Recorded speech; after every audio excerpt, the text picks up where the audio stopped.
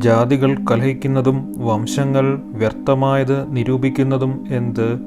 യഹോവയ്ക്കും അവൻ്റെ അഭിഷിക്തനും വിരോധമായി ഭൂമിയിലെ രാജാക്കന്മാർ എഴുന്നേൽക്കുകയും അധിപതികൾ തമ്മിൽ ആലോചിക്കുകയും ചെയ്യുന്നത്.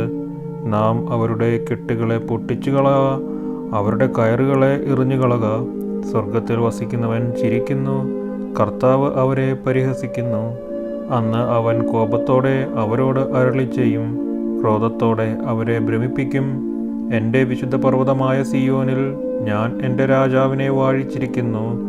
ഞാൻ ഒരു നിർണയം പ്രസ്താവിക്കുന്നു. യഹോവ എന്നോട് അരുളി ചെയ്തത്, നീ എൻ്റെ പുത്രൻ, ഇന്നു ഞാൻ നിന്നെ ജനിപ്പിച്ചിരിക്കുന്നു. എന്നോട് ചോദിച്ചു കൊള്ളുക, ഞാൻ നിനക്ക് ജാതികളെ അവകാശമായും ഭൂമിയുടെ അറ്റങ്ങളെ കൈവശമായും തരും.